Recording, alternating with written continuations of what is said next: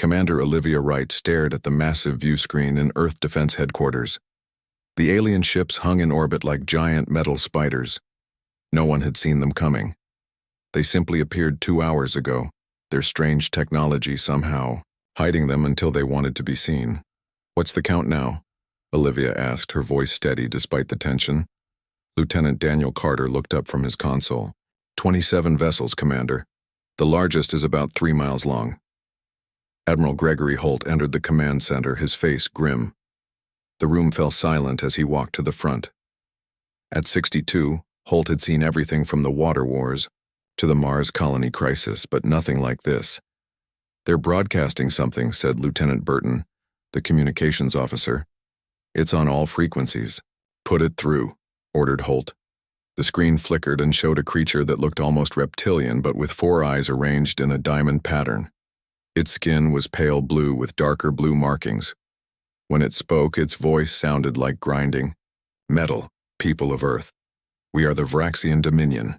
Your solar system now belongs to us. Surrender your weapons and resources. Resistance means extinction. You have 48 Earth hours to comply." The message ended. The room stayed quiet for 3 long seconds. "Well," said Olivia, "they didn't come to make friends." "Get me the President and the Global Defense Council," said Holt. "And someone. Wake up, Dr. Murphy. We need to know what we're dealing with." Within an hour, the Lunar Research Base reported movement. 5 smaller Vraxian ships detached from the main fleet and headed toward Moonbase Alpha. Dr. Elaine Murphy, Earth's leading xenobiologist, joined the command center team. She had been studying theoretical alien biology for 15 years. Now theory had become reality. "They're likely testing our defenses," Dr. Murphy said, watching the Vraxian ships approach the moon. "Seeing how we respond." Moonbase Alpha is a science station, Daniel reminded everyone. "It has minimal defenses." Olivia smiled slightly. "That's what the Vraxians think too." After the resource wars ended in 2065, Earth's nations had made peace, but they hadn't stopped preparing for threats. Moonbase Alpha looked like a scientific research facility, and it was, but under its surface laboratories were railguns, missile silos, and energy shields. "Base Alpha is activating defenses," reported Lieutenant Carter. "Shields coming online." On screen they watched as the 5 alien vessels approached the moon. Suddenly the lead ship fired a beam of purple energy at the base, but instead of destruction, the beam hit an invisible barrier that flashed blue where the attack landed. "They seem surprised," said Dr. Murphy, studying the alien ship's reactions. "They're pausing." "Base Alpha, you are cleared to respond," Admiral Holt said into the comm. From hidden compartments around the lunar base, defense systems emerged. Railguns swiveled toward the alien ships. Before the Vraxians could react, the base fired. 3 of the smaller ships took direct hits. They didn't explode but spun away, clearly damaged. The other 2 quickly retreated. "They didn't expect that," Olivia said. "Good. Let's keep them guessing." Within minutes, the President and leaders from the Global Defense Alliance joined by secure video link. Their faces showed a mixture of fear and determination. "What are we facing, Admiral?" asked President Chen. "An invasion force, Madam President. They call themselves the Vraxian Dominion. They want our surrender in 48 hours. And if we refuse? They say extinction. But they just got a small taste of our defenses, and it didn't go well for them." Daniel Carter raised his hand. As the team's xenolinguistics specialist, he had been analyzing the alien transmission. "There's something strange about their language patterns," he said. "They use very direct speech. No metaphors, no implied meanings. Everything is literal." Dr. Murphy nodded.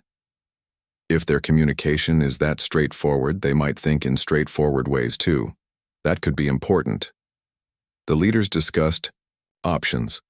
Some wanted immediate full-scale military response, others suggested trying to communicate. In the end, they decided on a dual approach. "We'll send a message offering to discuss peaceful coexistence," said the President. "But we'll also activate all global defense systems. If they want war, we'll be ready." Daniel worked with his team to craft a message. They kept it simple but included several metaphors and cultural references. They wanted to see how the aliens would respond to human communication styles. The reply came quickly. The same blue alien appeared, looking agitated. Your response is confusing and irrelevant. We do not come in peace. We come to conquer. Your defensive capabilities are noted but insufficient. Prepare for demonstration of our power. Admiral Holt looked grim. That doesn't sound good. Less than an hour later, alarms blared. The Vraxians had launched a major attack on the lunar base with 15 warships. But Commander Wright had anticipated this. During the brief respite, she had coordinated with other hidden defense installations around the moon. Base Alpha, execute Tactical Plan Delta, she ordered. What happened next confused the alien attackers. Instead of standing their ground, the human defenses fired in seemingly random patterns, then shut down and relocated. Decoy targets appeared and disappeared. Some weapons fired at full power, while others held back. The Vraxian attack formation broke apart as they tried to target the unpredictable human defenses. 3 more alien ships took damage. The rest pulled back, clearly reassessing. They're used to enemies who fight in predictable ways, said Olivia. Let's not give them what they expect. Daniel Carter was studying intercepted communications between the alien ships. Their command structure is rigid, he reported. Ship leaders waiting for orders when things don't go as planned. And they seem genuinely confused by our tactics. Dr. Murphy pointed to the screen. Look at their formation as they retreat. It's perfect, mathematical. These aliens value order and precision. Then we'll give them chaos, said Admiral Holt.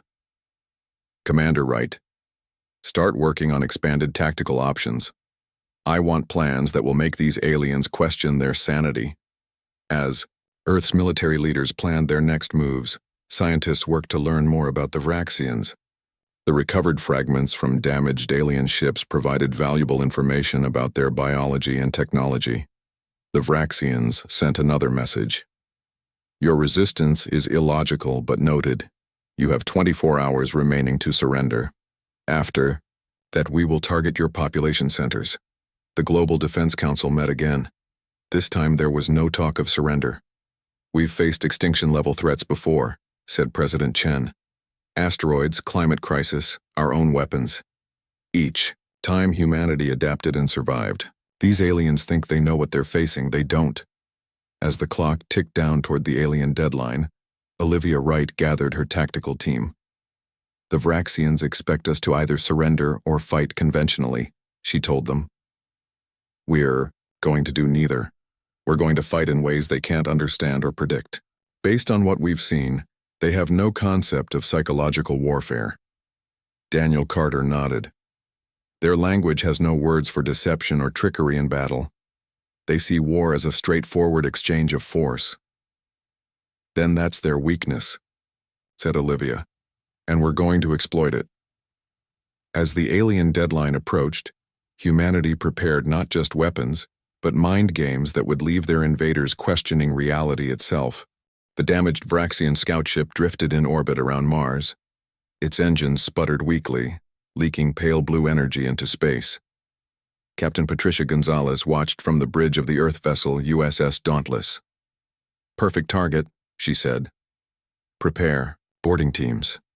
The scout ship had been caught in a surprise attack when it ventured too close to the hidden human base on Phobos, one of Mars' moons. Now it was a chance to learn more about their enemy. Within an hour, human soldiers in space, combat suits had breached the alien vessel. Inside they found 6 Vraxians still alive. The aliens fought fiercely but surrendered when their leader fell. Dr. Samuel Blackwood, the military psychologist assigned to the mission, observed the captured aliens with intense interest. They sat rigidly in the holding cells aboard the Dauntless, their 4 eyes constantly scanning. Notice how they won't look at each other now that they've surrendered, Dr. Blackwood told Captain Gonzalez. It's like they're ashamed. Chief Engineer Ryan Mitchell was examining the alien technology they'd brought back. Their weapons are advanced but not magical. They use principles we understand, just executed better. Back on Earth, the alien prisoners were taken to a secure facility beneath the Rocky Mountains. Dr. Natalie Kim, a cultural anthropologist, joined Dr. Blackwood to study them. They refused to speak to us, she said. but they talk to each other when they think we can't hear them. Daniel Carter arrived with his linguistics team. They had been working non-stop to understand the Vraxian language. "We have enough to try communicating with them now," he said. When Daniel spoke to them in their own language, the effect was immediate. The Vraxian leader hissed in surprise, then responded with a flood of words. "He says his name is Fleet Officer Kraz," Daniel translated. "He demands to know how we learned their sacred tongue." Dr. Blackwood noted how the other Vraxians reacted to their leader speaking. "Their hierarchy is stronger than I thought. The others won't even make eye contact with him." Over the next day, they learned more about the Vraxians. They came from a distant star system in the Andromeda Galaxy.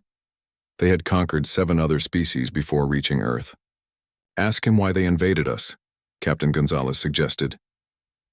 The Vraxians' answer was simple. "Because that is what we do. We are the Dominion. All others serve." Dr. Kim studied recordings of the Vraxian conversations. "They have no words for fiction or entertainment," she reported. When Daniel tried to explain the concept of movies or novels, they couldn't grasp it. Dr. Blackwood was fascinated. A species without imagination would have no concept of deception and warfare. No tricks, no feints, no psychological tactics. While the scientists studied the prisoners, the war continued. The Vraxians launched a major attack on military bases in North America.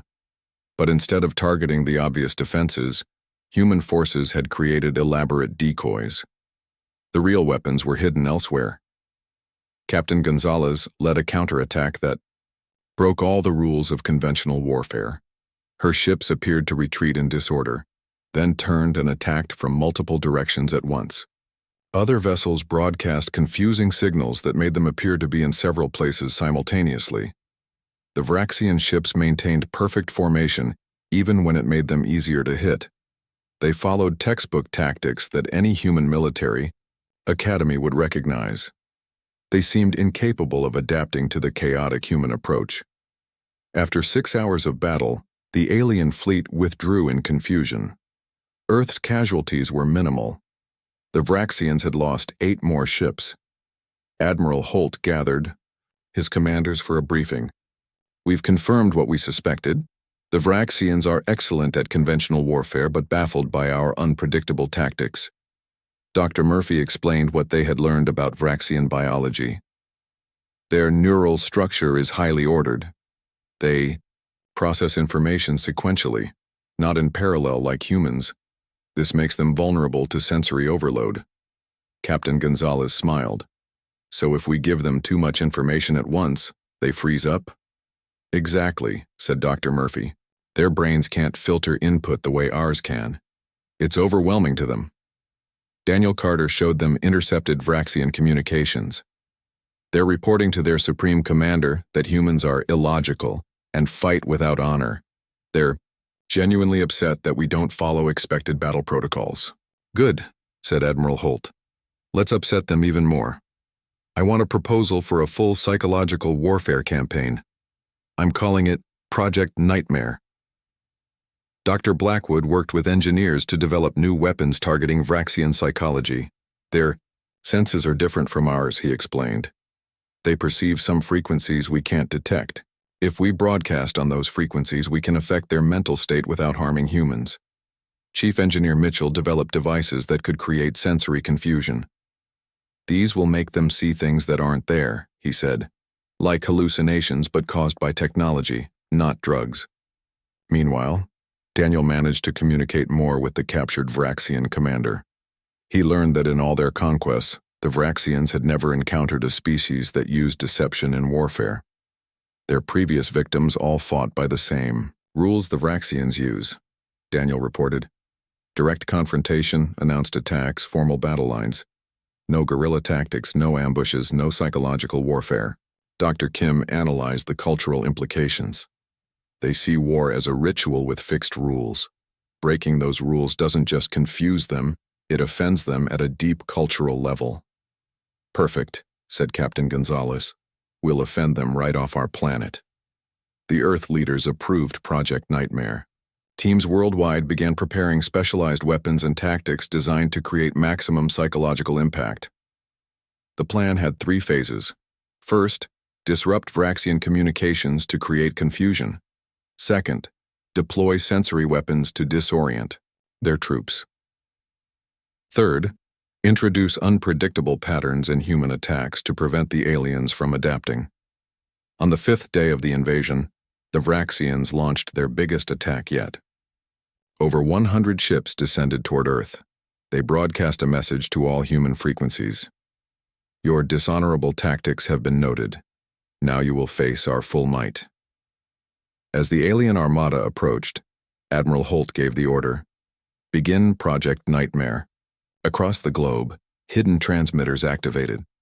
They broadcast directly into the Vraxian communication channels, filling them with contradictory orders, strange noises, and signals that their ship's computers couldn't process. In space, human vessels moved in patterns that made no tactical sense, yet somehow always put them in position to strike when Vraxian ships were most vulnerable.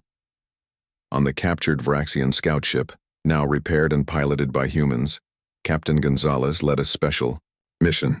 Disguised to look like part of the alien fleet, they transmitted false orders to nearby enemy vessels. The main Vraxian attack force began to show signs of confusion. Ships moved out of formation, some fired at the wrong targets. Others stopped, moving all together. "It's working," said Commander Wright as she watched from Earth Defense Headquarters. "They can't handle the chaos." Dr. Blackwood smiled as he monitored the Vraxian prisoners' reactions.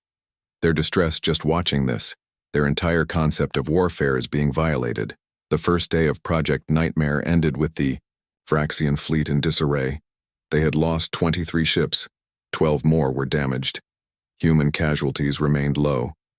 "This is just the beginning," said Admiral Holt. "Tomorrow, we escalate." The sky over New York burned orange as dawn broke on the 7th day of the invasion. Major Frank Sullivan watched from the roof of a skyscraper as Vraxian ships entered Earth's atmosphere. This would be the first major ground assault. "All units, report in," he said into his comm device. His Special Forces team was spread across the city, hidden in plain sight. None wore uniforms. All carried weapons that didn't look like weapons. "They're landing in Central Park," reported Lieutenant Kyle Washington. He controlled a swarm of tiny drones that looked like birds from a distance. The drones showed alien troops pouring out of 5 transport ships. The Vraxians moved in perfect lines, each soldier exactly 6 feet from the next. They wore armor that shimmered purple in the morning light. Their weapons looked like long silver tubes. "Look at that formation," said Major Sullivan. "No cover, no scouts. They're just marching in the open." Colonel Maria Vasquez coordinated the city's defense from a bunker beneath the old subway system. "They think we'll meet them in open battle," she said. "Let's disappoint them." Dr. Abigail Reed checked her sonic disruptors one last time. These devices emitted sounds at frequencies that Vraxians found painful and confusing, but humans couldn't hear. "Sonic weapons ready," she reported. "Placing them now." All across the city, hidden defenders waited. The plan wasn't to stop the aliens. It was to make them sorry they came. The Vraxians reached the edge of Central Park and split into 3 groups, each heading toward a different part of the city. Their commander stood tall at the front, scanning buildings with a device on his wrist. "Now," ordered Colonel Vasquez. Dr. Reed activated the sonic disruptors. To human ears, nothing changed, but the effect on the Vraxians was immediate. The alien soldiers stopped marching. Several dropped their weapons and pressed their hands against the sides of their heads. Lieutenant Washington launched his drone, Swarm. The bird-like machines flew in complex patterns around the aliens, projecting holograms that made it look like humans were appearing and disappearing all around them. "They're confused," Washington reported. "Breaking formation." Major Sullivan gave his team the signal. They emerged from hiding places wearing civilian clothes, fired quick bursts from weapons hidden in ordinary objects like umbrellas and briefcases, then vanished into subway entrances and buildings. The Vraxian troops tried to respond, but they couldn't tell who was attacking them or from where. Their commander shouted orders, trying to restore order to his scattered forces. Underground, Dr. Reed moved to her next position. Sonic pattern changing now, she said, adjusting settings on her tablet. The disruptors switched to a new frequency that made Vraxians experience dizziness. Across the city, ordinary people joined the resistance. They had been trained for weeks before the invasion through online videos and community meetings. They didn't fight directly. Instead, they created distractions, left misleading signs, and generally made it impossible for the aliens to know who was a threat and who wasn't. An old woman pushed a shopping cart past a group of Vraxian soldiers. The cart held a device that jammed their communications for 20 seconds. A teenager on a skateboard dropped small metallic balls that created holographic duplicates of him, leading confused aliens down empty alleys. The Vraxians had expected humans to either hide in fear or fight in organized military units. They found neither. Instead, they faced a whole city that seemed alive and hostile, attacking them from all directions at once. By noon, the aliens retreated to Central Park, forming a defensive circle around their ships. They had lost 30 soldiers and captured none of the humans who had attacked them. Similar scenes played out in cities worldwide. In Beijing, Vraxian troops marched down wide avenues only to be met with swarms of autonomous vehicles that drove in circles around them, blocking their movement. In Rio de Janeiro, the aliens found themselves fighting holographic enemies while the real attackers hit them from behind. At Earth Defense Headquarters, Commander Wright watched reports come in from around the globe. The ground assaults are failing everywhere, she told Admiral Holt. They have no concept of urban combat. Daniel Carter joined them, bringing new information from analyzing Vraxian communications. They're calling for reinforcements, he said. But more importantly, they're arguing among themselves. Some commanders think this mission is cursed. Cursed? Asked Admiral Holt. Their word, not mine, said Daniel. They have a superstitious streak we didn't notice before. Some believe we have supernatural powers because we appear and disappear without explanation. Dr. Murphy smiled at this news. We can use that. Superstition is just another psychological vulnerability. In orbit, the main Vraxian fleet was facing its own problems. Captain Gonzalez and her team had expanded their false communication campaign, now broadcasting ghostly human voices directly into Vraxian ships. The voices whispered about defeat and doom in the aliens' own language. Chief Engineer Mitchell had created devices that attached to the hulls of Vraxian vessels, making them detect phantom ships on their sensors. Some alien captains fired at empty space, wasting valuable energy and revealing their positions. After 3 days of ground assaults, the Vraxians had gained no territory on Earth. Their soldiers were increasingly nervous, jumping at shadows and hearing noises that weren't there. In the Rocky Mountain facility, Dr. Blackwood interviewed the captured Vraxian commander again. Why do your people fight the way they do? He asked through Daniel's translation. The Vraxians' answer surprised them. It is the only honorable way to fight. All civilized species understand this. Only animals hide and trick their prey. Dr. Kim realized the implications. Their entire society is based on rigid rules. Breaking those rules doesn't just confuse them, it challenges their view of themselves as superior beings. On the 10th day of the invasion, a new Vraxian ship arrived. Larger than the others, it took position directly over the United Nations, building in New York. It broadcast a message that all humans could understand, having been translated into every major Earth language. People of Earth, you fight without honor or courage. You hide instead of facing us directly. This is not warfare but cowardice. We demand you meet our forces in open battle. President Chen consulted with Admiral Holt and the Defense Council. Their response was quick and unanimous. The President herself delivered Earth's answer. We fight to win, not to satisfy your sense of honor. If you want a fair fight, return to your home and never threaten us again. If you stay, expect more of the same. The Vraxian response was immediate. 50 ships descended toward major cities worldwide. This time, they deployed larger weapons designed to destroy infrastructure. But humans had prepared for this too. Project Nightmare entered its next phase.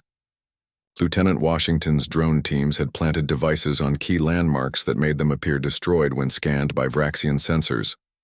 The aliens wasted firepower on buildings that seemed important, but were actually empty or hardened against attack. Major Sullivan led teams that created false military gatherings, drawing Vraxian fire to empty fields while real human forces operated elsewhere. By the end of the day, 3 Vraxian ships had been captured intact when their confused crews abandoned them. 5 more had been destroyed by conventional weapons. The rest withdrew to orbit, their mission a failure again. In the command center, Admiral Holt reviewed the day's events. "They're getting desperate," he said, "and desperate enemies make mistakes. Or they escalate dramatically," warned Commander. "Right. We need to be ready for their last desperate moves," Dr. Murphy agreed. "Their psychology suggests they'll make one massive push soon. They can't accept defeat, especially not from a species they consider primitive. Then we'll give them something special for their final attack," said Admiral Holt. "Something they'll never forget." Dr. Victoria Hayes stood in her laboratory beneath London, surrounded by screens showing Vraxian brain scans. For 2 weeks, she had studied how the alien minds processed fear. Now it was time to use that knowledge. "Their fear response is different from ours," she explained to Commander Edward Powell. "But they do feel fear. Very strongly, in fact." Commander Powell nodded. He led the special operations teams that would deploy Dr. Hayes's new psychological weapons. "And you're sure this will work?" "Their brains can't filter emotional input like ours can," said Dr. Hayes. "Once we trigger their fear response, it cascades through their neural system. They can't shut it off." The Vraxian fleet had regrouped. After 2 weeks of failed attacks, they had pulled back to high orbit. Human intelligence suggested they were planning something big. Admiral Holt called a global strategy meeting. "They're going to make one final push," he told the assembled military leaders. "Our sources say they're bringing in their largest weapons platforms." Lieutenant Lisa Burton, the communications specialist who had been monitoring Vraxian transmissions, shared her latest findings. "They're desperate now. Some ship captains want to retreat, but their supreme commander has threatened execution for cowardice." "Perfect," said Admiral Holt. "Divided leadership makes them vulnerable." Professor Joseph Martinez, who specialized in extraterrestrial psychology, had been working with Dr. Hayes. "The Vraxians evolved as pack hunters," he explained. "They follow the strongest leader without question. If we can make their leaders appear weak, the whole command structure might collapse." The human plan had 3 parts. First, targeted psychological operations against Vraxian leadership. Second, a new kind of electronic warfare to disrupt their coordination. Third, the deployment of phantom fleet technology that would make Earth's defenses appear far larger than they actually were. Commander Powell's teams prepared for their most dangerous missions yet. Using stealth shuttles with experimental cloaking technology, they would board the largest Vraxian vessels and plant devices designed by Dr. Hayes. "These aren't bombs," Dr. Hayes told the teams during their briefing. "They're fear projectors. They emit patterns that directly stimulate the fear centers in Vraxian brains. They'll experience terror without knowing why." The mission launched during the Earth's night. 20 stealth shuttles, each carrying 3 operatives, approached the Vraxian fleet. Their ships used technology captured from earlier battles to mask their approach. Commander Powell led the team targeting the Vraxian command ship. They attached their vessel to the alien hull near an exhaust port. Using cutting tools, they created an opening just large enough to enter. "We're in," Powell whispered into his comm. Proceeding to target locations. Inside the massive alien ship, human operatives moved silently through dimly lit corridors. They placed Dr. Hayes's devices at key locations: the bridge, crew quarters, and command centers. On the other Vraxian ships, similar teams planted their own devices. Some also left behind Earth objects, a child's toy, a book, a simple wristwatch, in sealed rooms that should have been impossible to access. The message was clear: humans could go anywhere. As the teams extracted, Lieutenant Burton activated a new communication protocol. All Vraxian ships suddenly received thousands of messages simultaneously, Some in their language, others in human languages, many just sounds or music or laughter. Information overload, explained Lieutenant Burton. Their systems process data, sequentially. This will create a bottleneck. Professor Martinez watched the Vraxian responses carefully. They're trying to analyze every message, he said. They can't help themselves. Their brains need to categorize everything. Dr. Hayes activated her fear devices remotely. On board the Vraxian ships, the invisible effect began. At first, nothing seemed to happen. Then reports came in of Vraxian crew members acting strangely, jumping at shadows, staring into empty corners, refusing to enter certain areas. Commander. Powell's team returned safely with recordings from inside the ships. They showed increasingly erratic behavior among the alien crews. Some Vraxians curled into defensive postures. Others lashed out at their own teammates. Phase 1 complete, reported Admiral Holt. Now for Phase 2. Lieutenant Washington deployed his largest drone swarm yet. Thousands of small, highly reflective drones moved into formation around Earth. To Vraxian sensors, they appeared to be a massive defense fleet that had somehow remained hidden until now. At the same time, Earth's actual military vessels changed, their energy signatures to appear like much larger and more powerful ships. The effect on the Vraxian fleet was immediate. Their neat formation began to break up as ships moved to defensive positions. Dr. Hayes studied the images from space. They're panicking, she said. Their rigid minds can't handle the idea that we could hide such large forces from them. Lieutenant Burton intercepted frantic communications between Vraxian ships. Their commanders are arguing, she reported. Some want to attack immediately, others want to retreat. Their supreme commander is ordering them to stand firm, but many aren't listening. In the Rocky Mountain facility, the captured Vraxian leader watched these developments with disbelief.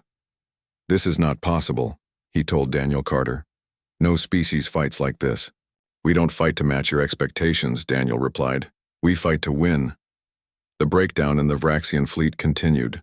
Several smaller ships broke formation entirely, moving to the edge of the solar system. The Supreme Commander's threats became more desperate. Then came the final phase of the human plan. Earth's actual military forces moved into attack position, targeting the most disorganized sections of the Vraxian fleet. Admiral Holt gave the order. Commence limited strike. Target their weapons and engines only. The battle was brief but intense. The confused and frightened Vraxian ships responded poorly, sometimes firing at phantom targets or even each other. Human forces moved in patterns that made no tactical sense but somehow always put them in advantageous positions. Within 6 hours, 15 Vraxian vessels had been disabled. 30 more had retreated to the edge of the solar system. The massive command ship remained, still broadcasting threats and orders that fewer and fewer ships obeyed. Then something unprecedented happened. A Vraxian message was broadcast on open channels for all humans to hear. This is Fleet Commander Draz of the 8th Battle Group. We request immediate cessation of hostilities and terms for our withdrawal. The Supreme Commander no longer speaks for all Vraxians. It was the first sign of a split in the alien command. Admiral Holt responded quickly.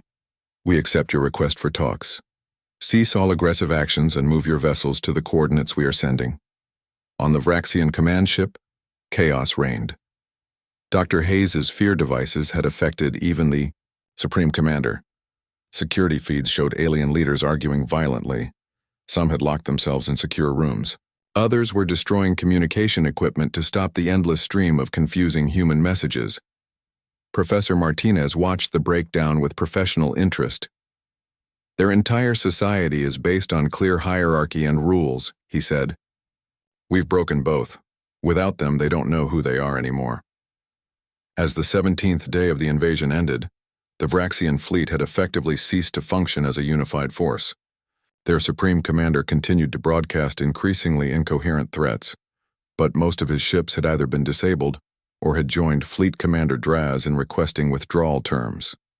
Admiral Holt smiled as he reviewed the situation with Earth's leaders. They came looking for a conventional war, he said.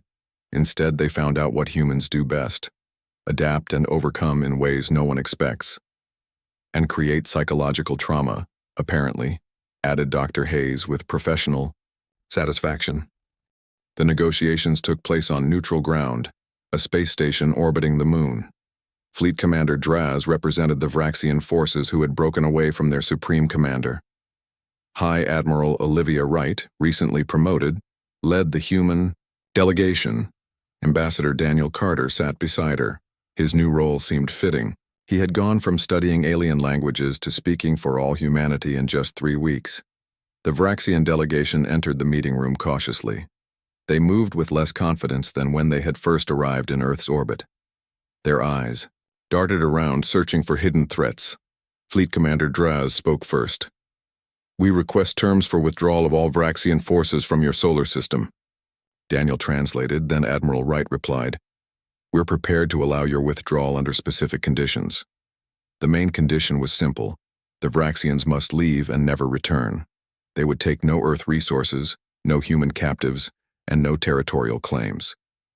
Any damaged Vraxian ships would be repaired just enough to leave the solar system. Draz hesitated before responding. "The Supreme Commander still commands 40 vessels. He will not accept these terms." "That's his choice," said Admiral Wright. "But we've only shown a small part of our capabilities.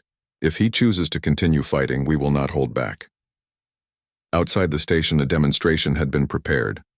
Fleet Commander Holt activated Earth's newest weapon, a massive electromagnetic pulse device that disabled 5 unmanned Vraxian ships simultaneously, without causing any physical damage. Draz watched the display with wide eyes. "How is this possible? Your technology was primitive just months ago." Daniel translated, then gave the response they had prepared. "We didn't develop new technology. We adapted what we already had. Humans have been preparing for threats for centuries, both from Earth and beyond." Dr. Murphy joined the conversation, explaining how humans had studied the captured Vraxian vessels and quickly understood their weaknesses. "Your technology is advanced, but predictable. Ours is diverse and adaptable." The negotiations continued for 2 days. Meanwhile, on Earth, the situation with the Supreme Commander grew worse. His remaining ships had formed a tight battle group and moved toward Earth's orbit. Professor Martinez monitored the psychological state of the Vraxian leadership through intercepted communications. "The Supreme Commander is becoming increasingly unstable," he reported. "The fear devices combined with his failures have broken something in his mind." Dr. Hayes agreed. "He's experiencing what humans would call a psychological breakdown. In Vraxian neural terms, his hierarchical thought patterns are collapsing." The Supreme Commander made one final broadcast to Earth. "Humans, you fight like animals, without honor or rules. We will cleanse your system of your taint. Prepare for final judgment." Admiral Holt watched the approaching Vraxian battle group from the command center. "They're making a suicide run," he said. "All units prepare to deploy countermeasures." But before Earth forces could respond, something unexpected happened. The Vraxian flagship suddenly fired on 2 of its own support vessels. Chaos erupted in the battle group as ships began firing at each other. Lieutenant Burton listened to their communications with amazement. "The Supreme Commander is claiming some of his own ships have been taken over by humans. He's ordering the others to destroy them." Dr. Hayes nodded. "Complete paranoia. His fear has overwhelmed his reason." Within an hour, the battle group had destroyed itself. Only the flagship remained, drifting in space, its weapon systems offline.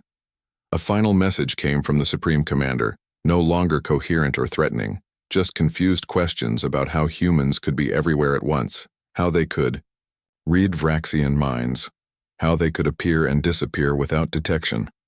Back at the negotiations, Fleet Commander Draz received news of the battle group's destruction. His posture changed, becoming even more submissive. "We accept all your terms," he said. "The Dominion will never return to your system." Ambassador Carter asked the question that had been puzzling humans since the invasion began. "Why did you attack us in the first place? What did you hope to gain?" Draz seemed confused by the question. "We are the Dominion. We conquer. That is what we do."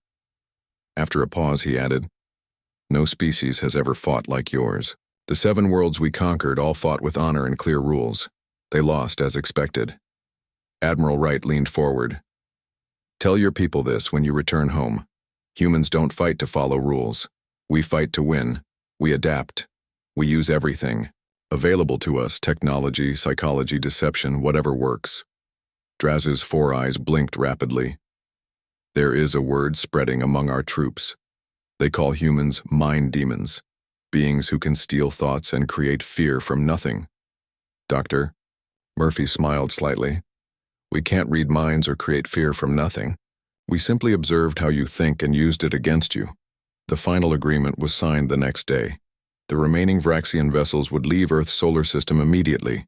They would transmit the coordinates of their homeworld so humans could monitor them. But humans agreed not to attack unless provoked again. As the Vraxian ships prepared to depart, Admiral Holt revealed one last psychological tactic. Earth forces uncloaked massive weapons platforms around Mars, Jupiter, and Saturn, platforms that had been there the entire time, but hidden from Vraxian sensors. Just so they don't get any ideas about coming back, he explained. Fleet Commander Draz observed these revelations with shock. You could have destroyed our entire fleet at any time, he said to Ambassador Carter. We could have, Daniel confirmed. But unnecessary destruction isn't our goal. We just want you to leave and never return. As the Vraxian fleet moved beyond the orbit of Pluto, Earth celebrated its victory. President Chen addressed the global population. Today marks not just the end of this conflict, but the beginning of a new era for humanity. We have faced our first extraterrestrial threat and prevailed, not through superior numbers or even technology, but through our uniquely human traits, adaptability, creativity, and psychological complexity. Admiral Wright, Ambassador Carter, and the other leaders of the defense effort received the highest honors from a grateful planet, but their work wasn't done. We need to prepare, said Admiral Wright during the first meeting of the new Interstellar Defense Council. The Vraxians will spread stories about us throughout their empire. We need to be ready for whatever comes. Next, Dr. Murphy presented her analysis of intercepted Vraxian communications. They're already telling tales about Earth being haunted or cursed.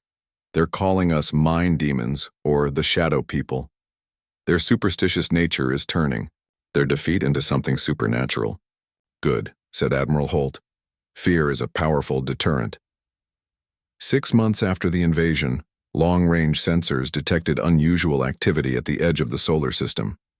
A non-Vraxian ship had appeared, observing Earth from a distance.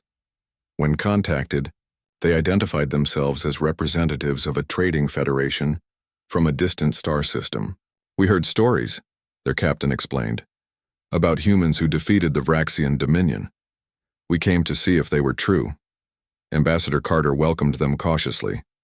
Earth was ready for peaceful contact, but would never be caught unprepared. Again. As the first diplomatic meeting with the new aliens began, Daniel noticed how nervously they watched the humans.